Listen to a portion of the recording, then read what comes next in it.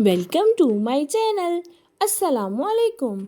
आइए जानते हैं कलाला नाम के मायने और इसकी तफसील। हमारा आज का बेबीज गर्ल्स नेम है कलाला। कलाला के इंग्लिश में स्पेल्स हैं KALALA कलाला।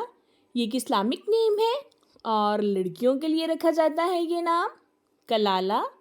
ये फ़ारसी ज़ुबान का लफ्ज़ है और इस नेम के मायने हैं जुल्फ़। कलाला इस नेम की तफसील है कलाला अहमर, कलाला अली। इस तरह से हम ये नाम रख सकते हैं। आप भी अपने नाम का मायने जानने के लिए कमेंट्स में अपना नाम लिखें और मायने जानिए। एंड अपने नाम की स्पेशल वीडियो बनवाने के लिए भी आप मेरे कमेंट बॉक्स में अपना नाम कमेंट कर सकते हैं। And please like the video, subscribe my channel. Okay dears, फिर मिलेंगे न्यू नेम न्यू वीडियो के साथ। अपना ख्याल रखिएगा, दुआओं में याद रखिएगा। अल्लाह हाफिज़।